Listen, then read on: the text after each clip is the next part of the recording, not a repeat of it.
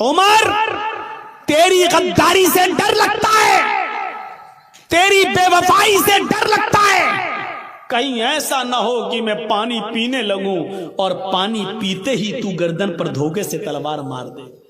تیرا کیا بھروسہ، جبکہ جانتا ہے کہ مسلمان کبھی غداری نہیں کرتا، لیکن اس نے غصہ دلایا حضرت عمر کو، کہا عمر ڈر لگتا ہے تیری غداری سے، ایسا نہ ہو کہ میں نے پانی پینے کی خواہش ظاہر کی اور میں پانی پینے لگوں اور پانی پی بھی نہ سکوں اور تو اپنی تلوار سے میری گردن اڑا دے۔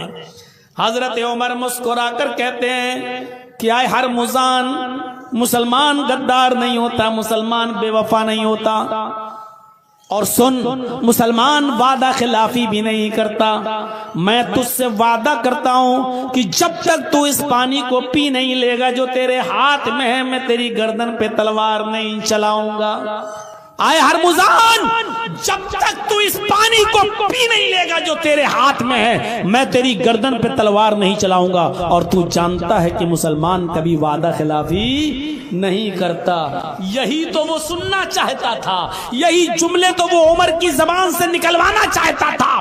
جیسے ہی حضرت عمر فاروق نے یہ کہا کہ جب تک تو اس پانی کو پی نہیں لے گا جو تیرے ہاتھ میں ہے، میں تیری گردن پہ تلوار نہیں چلاؤں گا، اس نے یہ سنتے ہی مسکرانے لگا، کھلکھلا کر ہنسنے لگا اور کہنے لگا کہ عمر میں جانتا ہوں کہ مسلمان کبھی وعدہ خلافی نہیں کرتا، میں جانتا ہوں کہ مسلمان کبھی جھوٹ نہیں بولتا، میں یہ بھی جانتا ہوں کہ مسلمان کبھی اپنی بات سے پیچھے نہیں ہٹتا۔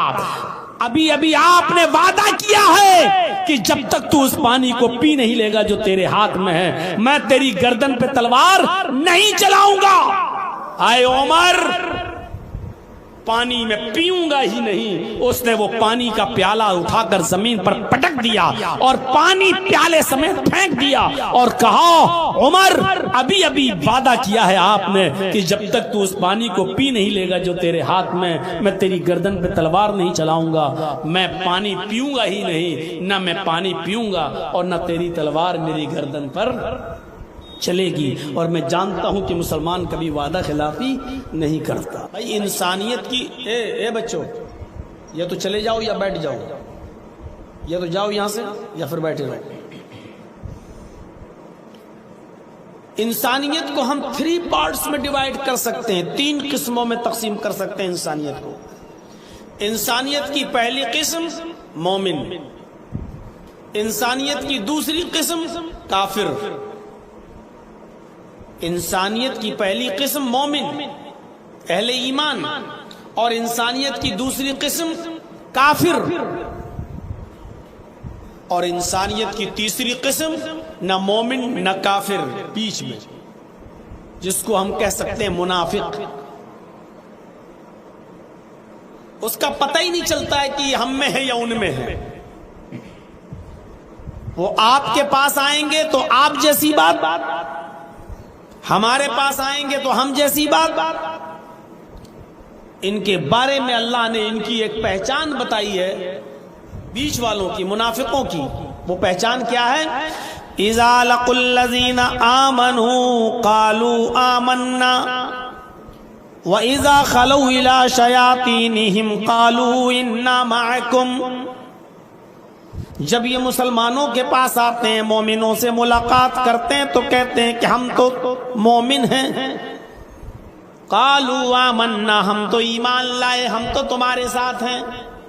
پہچان دیکھیے، اِذَا لَقُوا الَّذِينَ آمَنُوا قَالُوا آمَنَّا، جب یہ مسلمانوں سے مومنوں سے ملاقات کرتے ہیں تو کہتے ہیں ہم تو مومن ہیں، ہم تو ایمان لائے۔ وَإِذَا خَلَوْا إِلَىٰ شَيَاطِينِهِمْ، اور جب یہ اپنے چیلے چپاٹوں کے پاس، اپنے یار دوستوں کے پاس جاتے ہیں تو کہتے ہیں اِنَّا مَعَكُمْ، ہم تو تمہارے ساتھ ہیں۔ مسلمانوں کے پاس آئیں گے تو کہیں گے ہم تمہارے ساتھ ہیں، ایمان لائے، اور اپنے چیلے چپاٹوں کے پاس، دوستوں کے پاس، شیطانوں کے پاس، اپنے ساتھیوں کے پاس جائیں گے تو کہیں گے ہم تمہارے ساتھ ہیں۔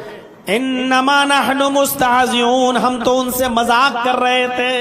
یعنی ہم مسلمانوں سے جو کہہ رہے تھے کہ ہم تمہارے ساتھ ہیں، ہم تو مذاق کر رہے تھے ان سے، ہم تو اصل میں تمہارے ساتھ ہیں۔ یہ انسانیت کی سب سے خطرناک قسم ہے، کیونکہ مومنوں سے کوئی خطرہ نہیں ہے اور کافروں سے بھی کوئی خطرہ نہیں ہے، وہ کافر ہیں، ہمیں ان سے کیا خطرہ ہے؟ ہوشیار ہیں ہم، یہ کافر ہے، ہمیں کبھی بھی دھوکہ دے سکتا، یہ ہم ان سے ہوشیار تو ہیں، لیکن منافق چونکہ ہمارے ساتھ اٹھتا بیٹھتا ہے اس لیے ہم اس سے ہوشیار نہیں رہتے ہیں، ہم اس کو اپنا ہمدرد سمجھتے ہیں، اور یہ اندر ہی اندر سے ہمیں کھوکھلا کرتا ہے، اندر ہی اندر سے ہمیں دیمک کی طرح چاٹتا ہے، اندر ہی اندر سے ہمیں رسوا اور ذلیل کرنے کی پلاننگ کرتا ہے، اس لیے اس سے ہم ہوشیار نہیں رہ پاتے ہیں۔ پہلے رکوع میں سورہ بقرہ کے پہلے رکوع میں اللہ نے کافروں کا اور مومنوں کا دونوں کا ذکر کر دیا، اور منافقوں کا ذکر الگ سے دوسرے رکوع میں کیا۔ پہلا رکوع پڑھیے آپ، اہل ایمان کا ذکر پہلے رکوع میں اور کافروں کا بھی ذکر پہلے رکوع میں۔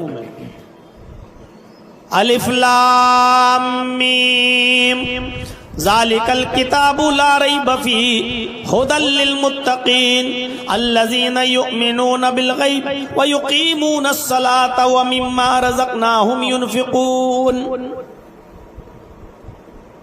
یہ کتاب بلا شک و شبہ درست ہے، اس کتاب کے اندر شک و شبہ کرنے کی کوئی گنجائش نہیں، یعنی قرآن۔ ھدی للمتقین، اللہ سے ڈرنے والوں کے لیے ہدایت ہے، اللہ سے ڈرنے والوں کے لیے اس سراپا ہدایت بن کر نازل کی گئی قرآن۔ الذین یؤمنون بالغیب، ان لوگوں کے لیے یہ کتاب ہدایت ہے، ان متقیوں کے لیے جو غیب پر ایمان رکھتے ہیں۔ غیب پر ایمان رکھنے کا مطلب جو چھپی ہوئی چیزوں پر ایمان رکھتے ہیں۔ چھپی ہوئی چیزوں پر ایمان لانے کا مطلب سمجھتے ہیں نا، جنت دیکھی نہیں لیکن ایمان ہے، ہم نے جہنم دیکھی نہیں لیکن پھر بھی ہم مانتے ہیں، اللہ کو ہم نے اور آپ نے دیکھا نہیں لیکن پھر بھی ہمارا اور آپ کا ایمان اللہ پر ہے، فرشتوں کو ہم نے اور آپ نے دیکھا نہیں لیکن پھر بھی ہمارا اور آپ کا ایمان فرشتوں پر ہے، تقدیر ہم نے اور آپ نے دیکھی نہیں، کل کیا ہوگا ہمارے ساتھ، پرسوں کیا ہوگا ہمارے ساتھ، ایک سال کے بعد کیا ہوگا ہمارے ساتھ ہمیں نہیں معلوم، لیکن اچھی اور بری تقدیر پر ہمارا ایمان ہے کہ جو کچھ بھی ہوا ہے میرے ساتھ وہ ہماری تقدیر میں لکھا ہوا تھا، ہماری قسمت میں لکھا ہوا تھا، اس پر ہمارا ایمان ہے۔ تو الذین یؤمنون بالغیب کا مطلب یہ ہے جو چھپی ہوئی چیزوں پر ایمان رکھتے ہیں، جو چھپی ہوئی چیزوں کو تسلیم کرتے ہیں، جو غیب کی چیزیں چھپی ہوئی چیزیں جو ان پر ایمان رکھتے ہیں۔ والذین یقیمون الصلاۃ، اور جو پابندی کے ساتھ نماز قائم کرتے ہیں۔ وَمِمَّا رَزَقْنَاهُمْ يُنْفِقُونَ، اور ہم نے جو رزق اتارا ہے، ہم نے ان کو جو روزی دی ہے اس میں سے یہ اللہ کی راہ میں خرچ کرتے ہیں، اللہ کی راہ میں دیتے ہیں۔ دیکھیے مومنوں کا ذکر ہو رہا ہے، مومنوں کا، اور جو ہم نے ان کو رزق دیا اس میں سے یہ خرچ کرتے ہیں۔ والذین یؤمنون بما انزل الیک وما انزل من قبلک، اور جو کتاب ہم نے آپ کی طرف نازل کی ہے یعنی قرآن، اس پر ایمان رکھتے ہیں، اور وہ کتابیں جو ہم نے آپ سے پہلے نازل کی ہیں ان کتابوں پر بھی جو ایمان رکھتے ہیں، یعنی تورات، زبور اور انجیل وغیرہ۔ وَبِالْآخِرَةِ هُمْ يُوقِنُونَ، اور جو آخرت کے دن پر یقین رکھتے ہیں، جو آخرت کے دن کی اوپر یقین ایک کامل ہے جن کا۔ اتنی چیزیں بیان کرنے کے بعد اللہ رب العالمین نے فرمایا اولئک علی ھدی من ربہم واولئک هم المفلحون، یہی وہ لوگ ہیں جو اپنے رب کی ہدایت پر ہیں۔ اولئک علی ھدی من ربہم، یہی وہ لوگ ہیں جو اپنے رب کی ہدایت پر ہیں۔ واولئک هم المفلحون، اور یہی وہ لوگ ہیں جو کامیاب ہونے والے ہیں، جو نجات پانے والے ہیں، جو نجات یافتہ ہیں، یہی وہ لوگ ہیں جو کامیاب ہیں۔ یہ مومنوں کا ذکر ہو گیا ہے۔ اہل انسانیت کی پہلی قسم مومن، اور اللہ تعالیٰ نے کہا مومن کون ہے؟ مومن کون ہے؟ جو اللہ کی کتاب کو، قرآن کو بالکل صحیح اور سچی کتاب مانتا ہے۔ مومن کون ہے؟ جو غیب پر چھپی ہوئی چیزوں پر ایمان رکھتا ہے، جنت، جہنم، قیامت اور فرشتے اور اس کے رسول، ان تمام چیزوں پر جو یقین رکھتا ہے، ایمان رکھتا ہے، چھپی ہوئی چیزوں پر، یہ مومن ہے۔ جو 5 وقت کی نماز قائم کرتے ہیں، ٹائم سے پڑھتے ہیں اور اللہ کے دیے ہوئے رزق سے خرچ کرتے ہیں اور قرآن پر ایمان رکھتے ہیں اور ان کتابوں پر بھی جو ہم نے اتاری ہے، تورات اور زبور اور انجیل، اور قیامت کے دن کے اوپر جو یقین رکھتے ہیں، ان لوگوں کو مومن کہا اور ان لوگوں کو اپنے رب کی ہدایت پر کہا اور ان لوگوں کو کامیاب کہا۔ اللہ نے پہلے رکوع میں اہل ایمان کا ذکر کر دیا ہے۔ آئیے اس رکوع میں اب انسانیت کی دوسری قسم کا بھی ذکر کیا جا رہا ہے۔ انسانیت کی دوسری قسم، اور وہ بھی خطرناک قسم، کون؟ کافروں کا ذکر کیا جا رہا ہے۔ ایمان، اہل ایمان کا ذکر ہو گیا، اب کافروں کا ذکر اللہ تبارک و تعالی نے کیا، اور کافروں کا ذکر دیکھیے کس انداز سے کیا۔ ان الذین کفروا سواء علیہم اانذرتہم ام لم تنذرہم لا یؤمنون۔ جن لوگوں نے کفر کیا، جو کافر ہیں، انذرتہم ام لم تنذرہم، اے محمد صلی اللہ علیہ وسلم آپ ان کو ڈرائیں یا نہ ڈرائیں، آپ ان کو سمجھائیں یا نہ سمجھائیں، لا یؤمنون، یہ ایمان نہیں لائیں گے، یہ ایمان لانے والے نہیں ہیں، مسلمان ہو ہی نہیں سکتے، یہ ایمان نہیں لا سکتے۔ کیوں نہیں لائیں گے ایمان؟ آپ ان کو چاہے کتنا سمجھائیے، یہ مومن نہیں ہوں گے، ایمان نہیں لائیں گے۔ کیوں نہیں لائیں گے؟ ختم اللہ علی قلوبہم وعلی سمعہم وعلی ابصارہم غشاوہ۔ ختم اللہ علی قلوبہم، اللہ رب العالمین نے ان کے دلوں پر مہر لگا دی، وعلی سمعہم، اور ان کے کانوں پر بھی اللہ رب العالمین نے مہر لگا دی۔ ان کے دلوں پر مہر لگ گئی، لاکھ ان کو سمجھاؤ یہ سمجھنے والے نہیں ہیں۔ ان کے کانوں پر بھی مہر لگ گئی، لاکھ ان کو سناؤ یہ سننے والے نہیں ہیں۔ آپ کی بات ان کے دل میں نہیں اترے گی کیونکہ دل پر مہر لگی ہوئی ہے، آپ کی بات ان کے کانوں میں نہیں جائے گی کیونکہ کانوں پر مہر لگی ہوئی ہے۔ وَعَلَىٰ أَبْصَارِهِمْ غِشَاوَةٌ، اور ان کی آنکھوں کے سامنے پردہ ڈال دیا ہے، پردے پڑے ہوئے ہیں، حقیقت ان کو دکھائی نہیں دے رہی ہے، ان کی آنکھوں کے سامنے اللہ نے پردے ڈال دیے ہیں اور ان کو حقیقت سے کوئی شناسائی نہیں ہے، حقیقت ان کو نظر نہیں آ رہی ہے، حقیقت۔ وَلَهُمْ عَذَابٌ عَظِيمٌ، اور اللہ رب العالمین نے ان کے لیے بہت بڑا عذاب تیار کر رکھا ہے، ان کافروں کے لیے بہت بڑا عذاب ہے۔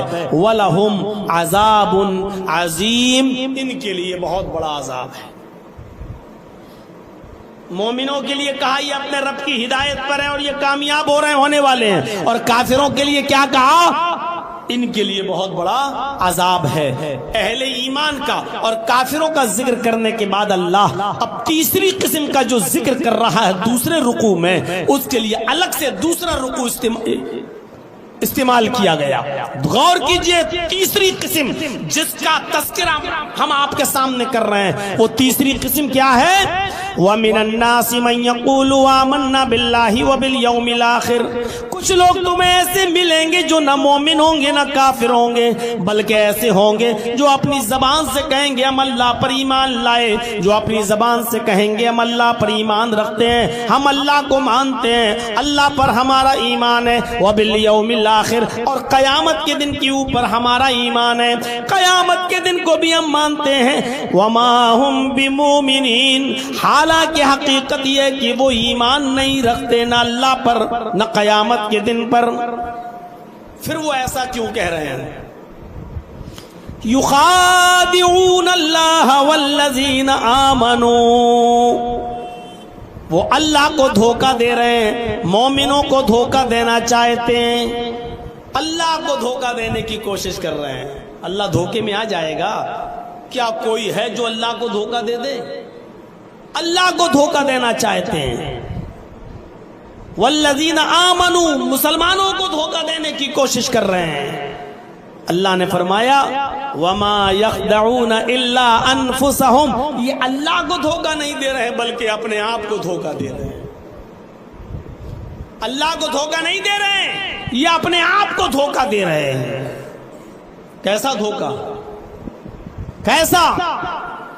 میرے پیارے ساتھیوں، ایک آدمی اپنے آپ کو مسلمان تصور کر رہا ہے، جمعے کے دن سنیچر کے دن مسجد میں نہیں گیا، اتوار کو مسجد میں نہیں دکھا، سوموار کے دن مسجد میں بالکل نہیں گیا، منگل کے دن بھی نہیں گیا، بدھ کے دن بھی مارکیٹ گھومتا رہا، جمعرات کے دن بھی وہ اس کی شکل مسجد میں نہیں دکھی، سنیچر سے لے کر جمعرات تک وہ مسجد میں نہیں گیا، اور جمعے کے دن سب سے آگے والی صف میں بیٹھا ہے، پہلی صف میں بیٹھا ہے، پورے ہفتے مسجد سے غائب، اور آخری دن جمعے والے دن سب سے پہلے مسجد میں آ گیا، اگلی صف میں بیٹھا ہوا ہے۔ اور ایک صاحب ہیں جو پورے ہفتے مسجد میں آئے، سنیچر کو بھی آئے، اتوار کو بھی آئے، سوم کو بھی آئے، منگل کو بھی آئے، بدھ کو بھی آئے، جمعرات کو بھی آئے، جمعے کو بھی آئے، ان کی کوئی نماز کسی دن کسی وقت کی نہیں چھوٹی، وہ تہجد کی نماز بھی پڑھتے ہیں۔ اب غور کیجئے گا، جو پانچوں وقت کا نمازی ہے اور تہجد کی بھی نماز پڑھ رہا ہے، وہ اپنے آپ کو کہہ رہا میں مسلمان ہوں، اور جو صرف جمعے کے دن کی نماز پڑھ رہا ہے وہ بھی کہہ رہا ہے میں مسلمان ہوں۔ غور کیجئے آپ، جرجیت صاحب سنیچر کو مسجد میں نہیں گئے، اتوار کو نہیں گئے، سوموار کو نہیں، منگل کو نہیں، بدھ کو نہیں، جمعرات کو نہیں، اور جمعے کو اگلی صف میں بیٹھے ہیں۔ اور جرجیت صاحب کے بغل میں جو آدمی نماز پڑھ رہا ہے وہ پانچوں وقت کا نمازی ہے اور ایک وقت کی بھی نماز نہیں چھوٹتی، اور تہجد گزار بھی ہے۔ اب وہ آدمی سوچ رہا ہے کہ یار یہ جرجیت صاحب تو صرف جمعے مسجد میں آتے ہیں پھر بھی مسلمان ہیں، اور ہم تو پانچوں وقت کی نماز پڑھتے ہیں، تہجد تک کی پڑھتے ہیں، ہم بھی مسلمان ہیں۔ اور جب پورے ہفتے مسجد میں نہ آ کر صرف جمعے کے دن ہی مسجد میں آ جائیں اور نماز پڑھ لیں تب بھی ہم مسلمان رہیں گے، تو پھر ہمیں پورے ہفتے مسجد میں آنے کی ضرورت کیا ہے؟ میرے بغل میں کوئی ایسا آدمی نماز پڑھنے لگے جمعے کی، اب میں سوچ رہا ہوں یار یہ آدمی صرف جمعے کے دن نماز پڑھنے آتا پھر بھی مسلمان ہے، اور ہم پانچوں ٹائم کی نماز پڑھتے ہیں اور تہجد بھی پڑھتے ہیں تب ہم مسلمان ہیں۔ اگر ایک ٹائم کی نماز صرف جمعے کے دن مسجد میں آ جانے سے ہمارا اسلام باقی ہے، ہمارا ایمان باقی ہے، ہم پکے مسلمان بن سکتے ہیں، تو ہمیں پانچوں وقت کی نماز پڑھنے کی کیا ضرورت ہے؟ ہمیں تہجد کی نماز میں اٹھنے کی کیا ضرورت ہے؟ ہمیں سردیوں میں ٹھنڈے پانی سے وضو بنانے کی کیا ضرورت ہے؟ میرے بھائیوں، اب ہم یہ سوچ رہے ہیں ہمیں کیا ضرورت ہے؟ جب یہ آدمی صرف جمعے کے دن نماز پڑھ کر مسلمان ہے تو پھر ہمیں بھی جمعے نماز پڑھ لینا چاہیے، ہمیں پانچوں وقت کی کیا ضرورت ہے؟ ہم دھوکے میں آ رہے ہیں، لیکن جو سچا مسلمان ہوگا وہ کبھی دھوکے میں نہیں آئے گا، جو پکا مسلمان ہوگا وہ کبھی دھوکے میں نہیں آئے گا۔ وہ کیا کہے گا؟ ارے صاحب تم اپنی قبر میں جاؤ گے، میں اپنی قبر میں جاؤں گا، تمہیں اپنا حساب کتاب دینا ہے، مجھے اپنا حساب کتاب دینا ہے، ہم تمہاری قبر میں نہیں جائیں گے اور تم ہماری قبر میں نہیں جاؤ گے، تمہیں اپنے کرموں کا حساب و کتاب دینا ہے اور مجھے اپنے کرموں کا حساب و کتاب دینا ہے۔ وہی چیز اللہ رب العالمین نے فرمائی، جو پکا اور سچا مسلمان ہوگا وہ دھوکے میں نہیں آئے گا۔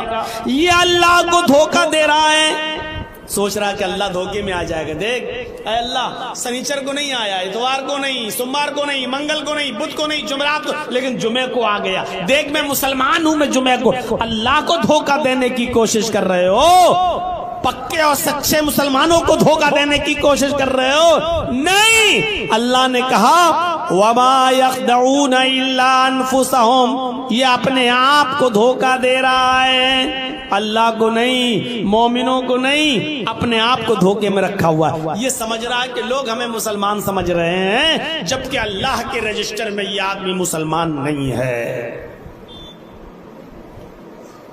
میرے پیارے ساتھیوں، ہمیں اور آپ کو غور کرنا چاہیے اور سوچنا چاہیے کہ ہم انسانیت کی سب سے زیادہ خطرناک قسم میں تو داخل نہیں ہیں. کہیں ایسا تو نہیں کہ ہم اپنی زبان سے کہتے ہیں کہ ہم اللہ کو مانتے ہیں اور قیامت پر ہمارا ایمان ہے اور ہم مومن نہ ہوں, کیونکہ اللہ نے یہ کن لوگوں کے بارے میں کہا ہے.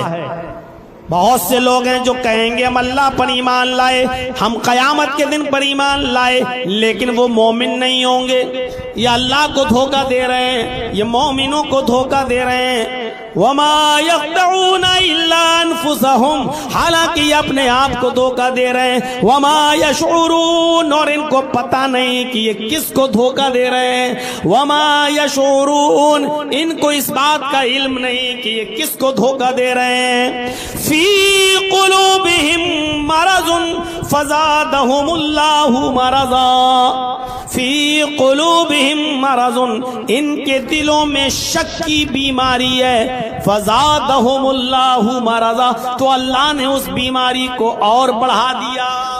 شک کی بیماری ہے, پتہ نہیں, نماز نہیں پڑھیں گے قبر میں عذاب ہوگا, یہ نہیں کریں گے تو قبر میں عذاب, پتہ نہیں قبر میں عذاب ہوتا بھی ہے یا نہیں ہوتا. مریں گے تب دیکھا جائے گا. ہمارے سامنے کتنے لوگ مر جاتے ہیں, کتنے لوگوں کو قبر میں دفن کیا جاتا ہے. کہاں کسی قبر سے چیخنے اور چلانے کی آواز آتی ہے؟ اگر قبر میں عذاب ہوتا ہے تو کسی کے رونے اور چیخنے کی آواز کیوں نہیں آتی ہے؟ پتہ نہیں عذاب ہوتا بھی ہے یا نہیں ہوتا. یہ ملا مولوی ایسے ہی چلاتے پھرتے ہیں, ان کے دلوں میں بیماری ہے شک کی. اسی وجہ سے یہ نیک عمل, اچھے عمل نہیں کر رہے ہیں. کیوں؟ فی قلوبہم مرض, ان کے دلوں میں بیماری ہے. فزادہم اللہ مرضا, تو اللہ نے اس شک کی بیماری کو اور بڑھا دیا ہے. کرتے رہو شک, مرتے رہو اس بیماری میں اور زیادہ. میرے بھائیوں, انسانیت کی اس تیسری خطرناک قسم کا نام ہے منافق. تیسری خطرناک قسم کا نام ہے منافق. اور اللہ کے نبی جناب محمد رسول اللہ صلی اللہ علیہ وسلم نے اس کی پہچان یہ کہہ کر اور بڑھا دی ہے, اور بتا دی ہے کہ ایسا شخص اس کے اندر 3 چیزیں پائی جائیں گی, تب آپ یقین کر لینا کہ یہ پکا منافق ہے. اور وہ 3 چیزیں کیا ہیں؟ آیت المنافق ثلاث, 3 چیزیں جس کے اندر پائی جائیں گی وہ منافق. وہ کیا ہے؟ آیت المنافق ثلاث, 3 چیزیں بتائیں. پہلی چیز اذا حدث کذب, جب وہ بات کرے گا تو جھوٹ بولے گا. مسلمانوں غور کرنا, یہ صفت ہمارے اندر پائی جاتی ہے یا نہیں پائی جاتی؟ اذا حدث کذب, جب وہ بات کرے گا تو جھوٹ بولے گا. پہلی چیز. وَإِذَا وَعَدَ أَخْلَفَ, جب وعدہ خلافی, جب کسی سے وعدہ کرے گا تو وعدہ خلافی کرے گا, اس وعدے کو پورا نہیں کرے گا. یہ دوسری صفت. اور تیسری صفت وَإِذَا اؤْتُمِنَ خَانَ, جب اس کے پاس امانت رکھی جائے گی تو امانت میں خیانت کرے گا. یہ تیسری صفت اس کے اندر پائی جائے گی. ان 3 صفتوں کے علاوہ اللہ کے نبی صلی اللہ علیہ وسلم نے فرمایا اربع من کن فیہ کان فیہ خصلۃ من النفاق. اللہ کے نبی نے فرمایا 4 چیزیں جس کے اندر پائی جائیں گی. ایک حدیث میں 3 اور ایک حدیث میں 4. اس میں وَإِذَا خَاصَمَ فَجَرَ بھی آیا ہے, جب وہ کسی سے لڑے گا, جھگڑا کرے گا تو گالی دے گا, فسق و فجور بکے گا, منہ سے الٹے سیدھے اور گالی والے جملے استعمال کرے گا. اللہ کے نبی صلی اللہ علیہ وسلم نے فرمایا کہ 4 چیزیں جس کے اندر پائی جائیں گی. ایک حدیث میں 3 اور ایک حدیث میں 4. اور ایک بات یاد رکھیے گا, جس حدیث کے اندر اللہ کے نبی نے 3 چیزیں بتائیں کہ 3 چیزیں جس کے اندر پائی جائیں گی, 3 چیزیں وہ پکا منافق ہوگا. ان تینوں میں سے اگر ایک چیز پائی گئی تو 1/3 منافق, 2 چیزیں پائی گئی تو 2/3 منافق, اور تینوں چیزیں پائی گئی تو پکا منافق. اور اللہ کے نبی نے فرمایا وَإِنْ صَامَ وَصَلَّى وَزَعَمَ أَنَّهُ مُسْلِمٌ, اگرچہ وہ کتنا بھی بڑا روزے دار ہو اور کتنا ہی وہ نمازیں پڑھتا ہو اور اپنے آپ کو کتنا بڑا مسلمان سمجھتا ہو, اس کے مسلمان سمجھ لینے سے, اس کی نمازیں پڑھ لینے سے, اس کا روزے دار ہو جانے سے کوئی فرق نہیں پڑتا ہے. اس کے روزے کسی کام کے نہیں, اس کی نمازیں کسی کام کی نہیں, اس کا اچھا عمل کسی کام کا نہیں, اگر یہ 3 چیزیں اس کے اندر پائی جا رہی ہیں تو. وہ 3 چیزیں کیا ہیں؟ پہلی چیز اذا حدث کذب, جب بات کرے گا تو جھوٹ بولے گا. آج جھوٹ ہماری رگ رگ میں پڑا ہوا ہے. چھوٹی سی دکان بھی اگر ہم چلاتے ہیں تو بغیر جھوٹ کے نہیں چل سکتی آج ہماری. اور آپ کو بہت بڑی بات ہو گئی دکان. آئیے رمضان کے مہینے میں جتنا چندہ کرنے والے جاتے ہیں مدرسوں کا, غور کرو. ہم لوگ دیکھتے ہیں یو پی میں بھی چندہ کرنے آتے ہیں لوگ, اور مدرسوں کا چندے میں بھی کیا کہیں گے, ہمارے مدرسے میں 300 بچے باہر کے پڑھتے ہیں. میں نے خود ایسے لوگوں کے اعلانات سنے ہیں جن کے مدرسوں میں جا چکا ہوں جہاں 50 بچے بھی باہر کے نہیں ہیں, لیکن پھر بھی مدرسے کا چندہ کرنے والا مچند اعلان کر کے کہتا ہے کہ ہم ایسے مدرسے سے آئے ہیں, ہمارے ہاں 300 بچے پڑھتے ہیں جن کے قیام و طعام کا انتظام مدرسہ کرتا ہے, خود اٹھاتا ہے, مدرسہ ان کا کفیل ہے, ذمہ دار ہے. کبھی کبھی اعلان سن کر مجھے ہنسی آ جاتی ہے, چھپاتا ہوں, لیکن کیا کہیں, ان کو پکڑ بھی نہیں سکتا, ان کو بے عزت بھی نہیں کر سکتا. اگر ان کے اوپر گرفت کر لی جائے, پکڑ لیا جائے تو بیچارے یہ مدرسے پھر بند ہونے کی کگار پہ آ جاتے ہیں. میرے بھائیوں, ایک اچھا کام کرنے والے لوگ جو دین کا دینی مدرسے چلاتے ہیں اس پر بھی جھوٹ بول کے چندہ لیا جا رہا ہے. پھر آپ دکان چلانے والوں پر کیا اعتبار کریں گے اور کیا بھروسہ کریں گے؟ آپ تصور کریں, آپ جھوٹ آج ہماری رگ رگ میں سما چکا ہے. اور اللہ کے نبی کہتے ہیں چاہے کتنا نمازیں پڑھ لو اور چاہے کتنے, وَإِنْ صَامَ, روزے دار ہو, وَصَلَّى, نمازی بن جاؤ, وَزَعَمَ أَنَّهُ مُسْلِمٌ, اور اپنے آپ کو پکا مسلمان سمجھنے لگو, لیکن تمہارے سمجھنے سے اور تمہارے نماز پڑھنے اور روزہ رکھنے سے کچھ نہیں ہوگا. 1/3 منافق. یہ نفاق ہمارے اندر رچ گیا اور بس گیا. ہم ذرا تصور کریں, امام احمد ابن حنبل کے استاذ اپنا واقعہ بیان کرتے ہیں, اور یہ واقعہ طبقات حنابلہ کے اندر آپ کو ملے گا. امام احمد ابن حنبل کے استاذ اپنا واقعہ نقل کرتے ہیں اور کہتے ہیں کہ ایک مرتبہ امام احمد ابن حنبل نے اپنے استاذ کا واقعہ نقل کیا اور کہا کہ میرے استاذ محترم ایک مرتبہ کسی جنگل سے گزر رہے تھے اور انہوں نے ایک مری ہوئی ٹڈی کے ٹکڑے کو دیکھا جو زمین پر پڑا ہوا ہے. ٹڈی تو آپ سمجھتے ہی ہوں گے, ہم لوگوں نے بھی پڑھا ہے لیکن دیکھا کبھی نہیں ہے ٹڈی کی ہوتی کیسی ہے. بس اتنا جانتا ہوں کہ 2 مردہ چیزیں حلال ہیں. اللہ کے نبی صلی اللہ علیہ وسلم نے 2 مردہ چیزوں کو حلال قرار دیا ہے, ایک مچھلی اور ایک ٹڈی.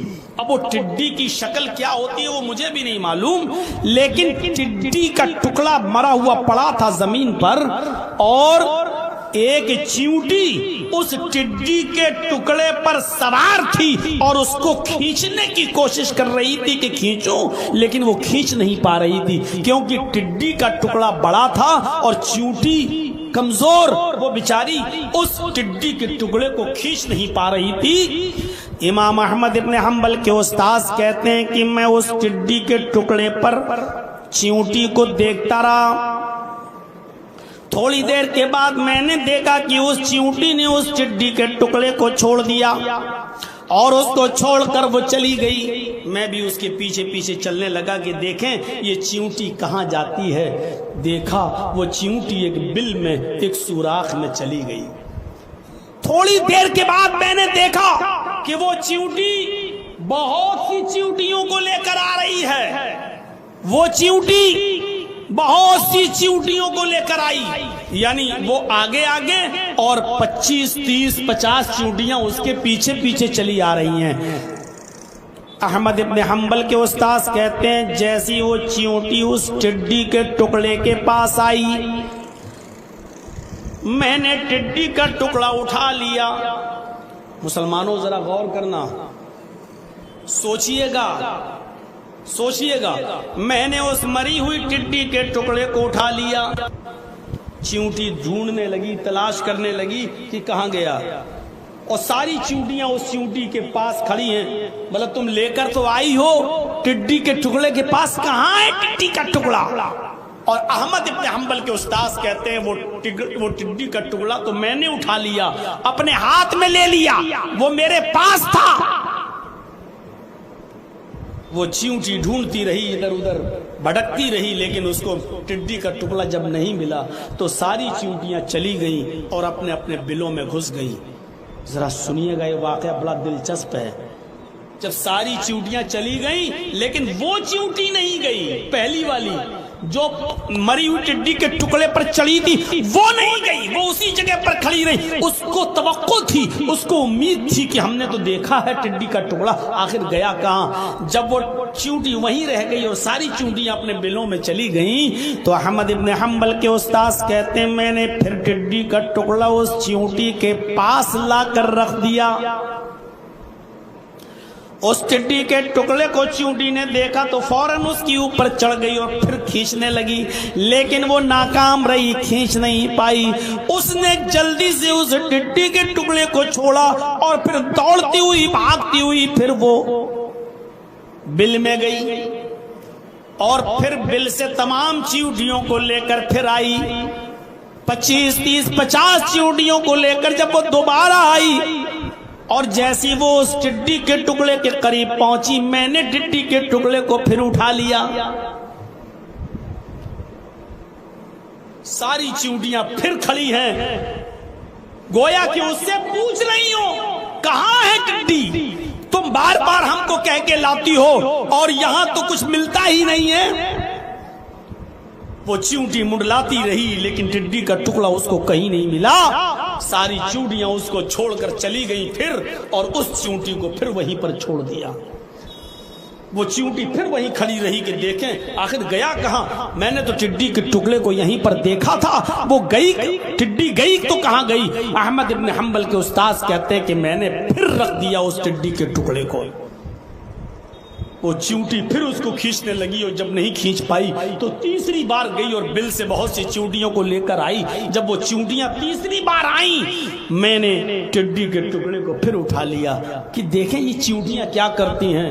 اب ساری چیونٹیوں کو غصہ آیا. احمد ابن حنبل کے استاذ کہتے ہیں میں نے اپنی آنکھوں سے دیکھا کہ ساری چیونٹیاں اس ایک چیونٹی پر جو بار بار بلا کر لا رہی تھی ان چیونٹیوں کو، اس کے اوپر ٹوٹ پڑی اور اس چیونٹی کو مار ڈالا. اس کے پیر اکھاڑ دیے، اس کا سر تن سے جدا کر دیا، اس چیونٹی کو مار ڈالا، اس چیونٹی کے ٹکڑے ٹکڑے کر دیے. امام احمد ابن حنبل کے استاذ کہتے ہیں کہ ایک چیونٹی کی جان میری وجہ سے گئی. میں ٹڈی کے ٹکڑے کو اٹھا لیتا تھا، میری وجہ سے ایک چیونٹی کی جان گئی وہ ایک الگ بات ہے، لیکن میں نے یہ اندازہ لگایا، میں نے یہ سوچ لیا کہ جھوٹ چیونٹیوں کے اندر بھی برا سمجھا جاتا ہے، جھوٹ کو چیونٹیاں بھی پسند نہیں کرتی ہیں، اور جھوٹ چیونٹیوں کے اندر بھی محبوب نہیں مانا گیا ہے. اور ایک جھوٹی چیونٹی کو بھی چیونٹیاں اپنے معاشرے میں، اپنے سماج میں زندہ نہیں رہنے دیتی ہیں. جھوٹی چیونٹی پر ساری چیونٹیاں چڑھ بیٹھی اور اس کو مار ڈالا. نوجوانوں سوچو، میرے ساتھیوں سمجھو کہ ایک جھوٹ چیونٹیوں کے اندر بھی کتنا غلط ہے کہ چیونٹیاں بھی کسی جھوٹی چیونٹیوں کو اپنے سماج میں نہیں رہنے دیتی، لیکن ہمارے سماج میں تو جو جتنا بڑا جھوٹا ہوگا اتنا بڑا نیتا ہوگا ہمارے سماج میں، اور جو سب سے اچھا جھوٹ بول لے وہ سب سے بڑا نیتا مانا جائے گا۔ اور آپ اچھی طریقے سے جانتے ہیں کہ اس وقت سب سے بڑا جھوٹا کون ہے، اس کا نام لینے کی ضرورت بھی نہیں ہے، اور اسی لیے میں نے چینل والوں کو بند کرتا ہوں، میں نے نام بھی نہیں لیا لیکن یہ تھمبنیل بنا کر ابھی تک نام بھی ڈال دیتے، اور کل اپنی دکان چلانے کے لیے لکھ بھی دیتے کہ مولانا نے اس دیش کے پردھان منتری کو کہا سب سے بڑا جھوٹا، اور مودی کی تصویر بھی بنا دیتے اور میرا بھی فوٹو لگا دیتے، کیونکہ ان کی دکان ان چینل والوں کی اسی سے چل رہی ہے۔ اس لیے ہر جلسے میں ان کا بند ہونا اور ان کو روکنا اب بہت ضروری ہو چکا ہے، کیونکہ یہ اسلام کے ساتھ مذاق کھلواڑ کر رہے ہیں، کھلواڑ کر رہے ہیں۔ یہ جلسے اور تقریریں نہیں یوٹیوب پہ ڈال رہے ہیں، یہ تھمبنیل بنا کر پوسٹ کر رہے ہیں اور الٹے سیدھے تھمبنیل بنا رہے ہیں۔ اس لیے ان پر پابندی لگانا اور ان پر نکیل کسنا بے حد ضروری ہو چکا ہے۔ تو میرے پیارے ساتھیوں، آپ دیکھ رہے ہیں جو شاندار جھوٹ بول لے، جو خوبصورت جھوٹ بول دے، اس کو سب سے بڑا سیاسی اور راجنیتک اور پولیٹیکل انسان مانا جاتا ہے، اس کو سب سے بڑا نیتا مانا جاتا ہے جو جتنا اچھا اور جتنا شاندار جھوٹ بولتا ہے۔ جھوٹ چیونٹیوں کے اندر بھی برا سمجھا گیا۔ اللہ کے نبی جناب محمد رسول اللہ صلی اللہ علیہ وسلم فرماتے ہیں کہ جب کوئی انسان جھوٹ بولتا ہے، جب کوئی انسان جھوٹ بولتا ہے تو اس کے منہ سے اتنی گندی بدبو نکلتی ہے، جب کوئی انسان جھوٹ بولتا ہے تو اس کی منہ سے اتنی گندی بدبو نکلتی ہے کہ اس کی بدبو سے فرشتہ جو اس کے ارد گرد ہوتا ہے، جو فرشتہ اس کے آس پاس ہوتا ہے، 1 میل کی دوری پر بھاگ جاتا ہے۔ اس جھوٹے انسان کے منہ سے جب جھوٹ نکلتا ہے تو اس جھوٹ کی بدبو سے فرشتہ 1 میل دور بھاگ جاتا ہے، اس کو چھوڑ دیتا اور 1 میل دور۔ بتائیے اچھے فرشتے، نیک فرشتے، نیکیاں لکھنے والا فرشتہ بھی جھوٹ کی بدبو سے 1 میل دور بھاگ جاتا۔ یہ ہے جھوٹ کا حال۔ جھوٹ میرے بھائیوں، صرف اپنے 2 مسلمان بھائیوں کو اگر روٹھ گئے ہیں، ناراض ہیں، تو ان کو منانے کے لیے جھوٹ بولا جا سکتا ہے۔ جیسے آپ کہیں ارے یار آپ کے فلاں آدمی سے ناراض ہیں، ارے یار وہ تو آپ کی بڑی تعریف کرتا ہے، وہ تو آپ کی بڑی بڑائیاں بیان کرتا ہے اور آپ اس سے ناراض ہیں، اور اس آدمی سے یہ کہیں کہ تم اس آدمی سے ناراض ہو، یہ آدمی تو آپ کی بہت تعریف کرتا ہے۔ یعنی دونوں کو بنانے میں اور قریب کرنے میں اگر جھوٹ بھی بولنا پڑے تو اللہ کے نبی صلی اللہ علیہ وسلم فرماتے ہیں کہ وہاں جھوٹ بولنا جائز ہے، وہاں جھوٹ بول کر تم ان لوگوں کو منا لو۔ لیس الکذاب الذی یصلح بین الناس، لوگوں کو منانے میں اور لوگوں کو ایک کرنے میں، لوگوں کو جوڑنے میں اگر جھوٹ بولنا پڑے تو وہاں جھوٹ بول دو۔ جھوٹ بولنے والے کو کذاب نہیں لکھا جائے گا، جھوٹا نہیں لکھا جائے گا۔ یہاں جھوٹ بولا جا سکتا ہے اگر کسی کو کسی سے منانا ہو تو، اور ایک جھوٹ اس وقت بولنا جائز ہے جب آپ کی بیوی ناراض ہو، یا بیوی کے لیے جھوٹ بولنا جائز ہے اس وقت جب اس کا شوہر اس سے ناراض ہو۔ غور کرو، میاں اور بیوی کے تعلقات کتنے اچھے ہونا چاہیے، اس بات کا اندازہ لگاؤ، اس بات کا اندازہ لگاؤ کہ اگر بیوی ناراض ہے تو شوہر کو پرمیشن دی اللہ کے رسول نے کہ اپنی بیوی کی تعریف کر کے جھوٹ بول کر اس کو منا لو۔ بھلے ہی چڑیل لگ رہی ہو لیکن کہہ دو کہ بہت خوبصورت لگ رہی ہو، ماشاءاللہ جم رہی ہو، کیا آج تمہارے چہرے پہ رونق ہے، مثالیں تو کتنی پیاری لگ رہی ہو ماں، آج تو تم لائٹ مار رہی ہو، چمک رہی ہو، چاہے بھلے ہی وہ چڑیل سی لگ رہی ہو، لیکن جھوٹ بول کے اس کو منا لو، آپ کا کچھ نہیں بگڑے گا۔ ایسے موقع پر شریعت نے اجازت دی ہے کہ آپ اپنی بیوی کو منانے کے لیے، اس کو راضی کرنے کے لیے بھی جھوٹ بول سکتے ہو تو بولو، کیونکہ شیطان کو سب سے زیادہ خوشی کب ہوتی ہے؟ جب وہ میاں اور بیوی کے درمیان ناراضگی پیدا کر کے طلاق تک کی نوبت لاتا ہے، تب شیطان کو سب سے بڑی خوشی ہوتی ہے۔ اللہ کے رسول نے شیطان کی اس خوشی پر ہتھوڑا مارتے ہوئے فرمایا کہ اگر تمہارے جھوٹ بولنے سے تمہاری بیوی راضی ہو رہی ہو تو اس کو منا لو، اور بیوی کو اجازت دی کہ اگر تمہارے جھوٹ بولنے سے شوہر خوش ہو رہا ہے تو اپنے شوہر کو راضی کر لو، اپنے شوہر کو منا لو۔ اور بالفرض محال مان لو اگر طلاق تک کی نوبت آ گئی اور شوہر بالکل طلاق دینے پہ آمادہ ہے اپنی بیوی کو غصے میں، تو بیوی کو اجازت اور شریعت نے چھوٹ دی کہ وہ طلاق سے بچنے کے لیے ہر وقت اپنے شوہر کے ارد گرد رہے، میک اپ کرے، زیب و زینت اختیار کرے، شوق سے اچھے کپڑا پہنے، خوشبو لگائے اور اپنے شوہر کے ارد گرد رہے، تاکہ شوہر کا دل اپنی بیوی پر آ جائے اور اس کو بلا لے اور اپنے قریب کر لے اور اس کو اپنے بستر پر لا کر راضی کر لے اور منا لے۔ میرے بھائیوں، اس بات کی اجازت دی ہے شریعت نے۔ تو منافق کی پہلی پہچان کیا ہے؟ اللہ کے نبی صلی اللہ علیہ وسلم نے فرمایا، نبی اکرم نے کہ آیت المنافق ثلاث وَإِن صَامَ وَصَلَّى وَزَعَمَ أَنَّهُ مسلم۔ اس کے بعد فرمایا پہلی چیز اذا حدث کذب، جب بات کرتا ہے تو جھوٹ بولتا ہے۔ تو جھوٹ بولنے والا منافق ہے، اگرچہ وہ کتنی بھی نمازیں پڑھ لے، روزے رکھ لے، اور وہ اپنے آپ کو کتنا بڑا مسلمان تصور کر لے، پہلی چیز۔ دوسری چیز پہ آئیے، وَإِذَا وَعَدَ أَخْلَفَ، جب وعدہ کسی سے کرے گا تو اس کی مخالفت کرے گا، وعدہ خلافی کرے گا۔ وعدہ خلافی کرنے والا بھی منافق۔ وعدہ خلافی تو آج کل عام ہو چکی ہے، اور اس بات پر آپ غور کیجئے گا، وعدہ خلافی اسلام کے اندر 1/3 انسان کو منافق بنا دیتی ہے۔ نبی اکرم صلی اللہ علیہ وسلم ایک جگہ پر بیٹھے رہے 3 دن تک، کیونکہ آپ کی زبان سے یہ نکل گیا تھا کہ جب تک تم نہیں آتے ہو میں اسی جگہ پر بیٹھ کر تمہارا انتظار کروں گا۔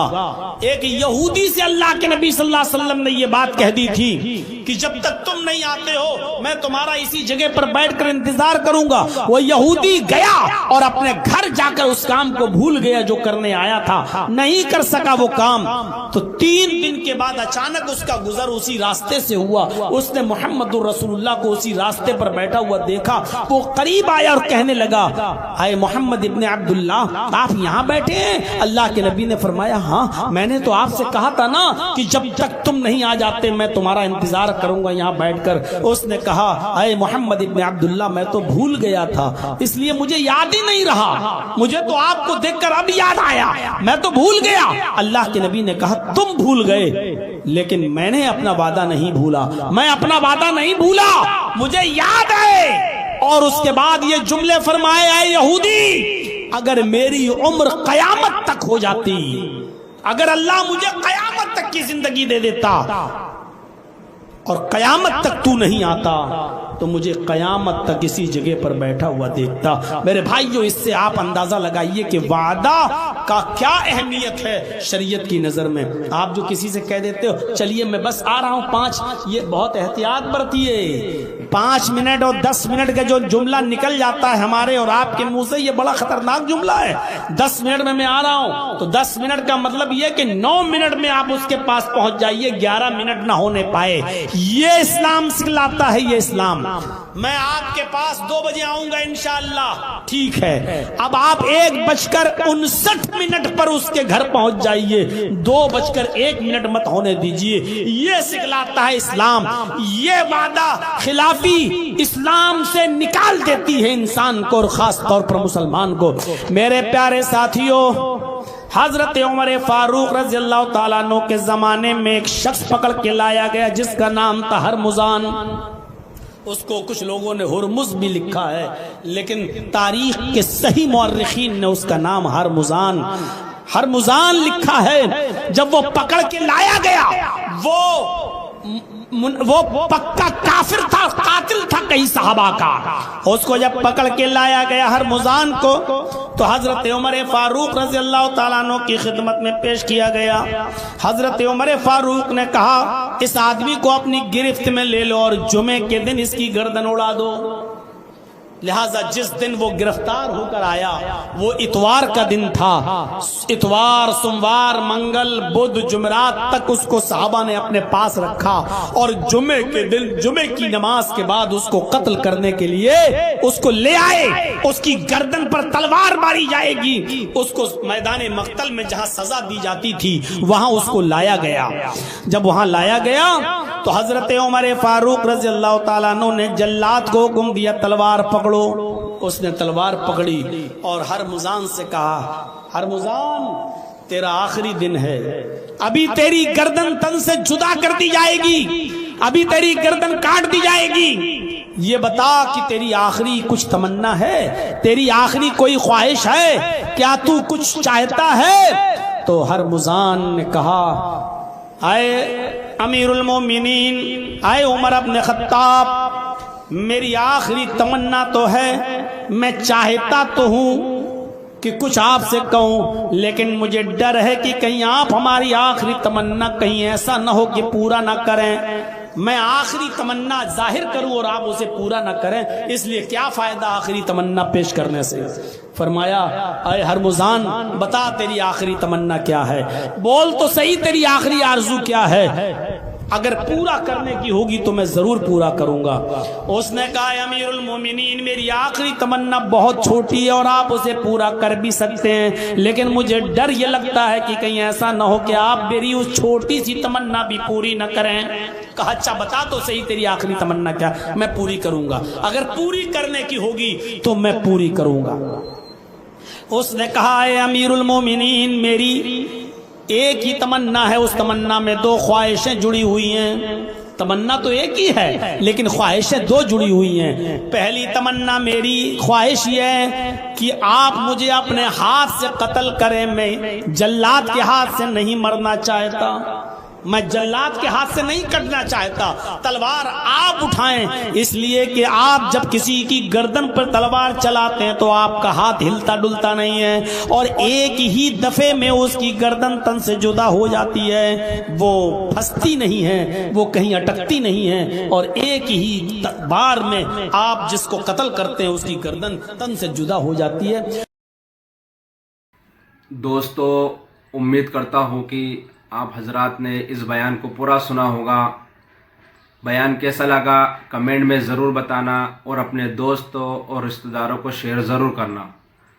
اللہ تعالی ہم سب کو اس بیان پر عمل کرنے کی توفیق عطا فرمائے. تو دوستو پھر ملتے ہیں اگلی ویڈیو میں، جب تک اپنا خیال رکھیے، ہمیں دعاؤں میں یاد رکھیے. السلام علیکم ورحمۃ اللہ وبرکاتہ.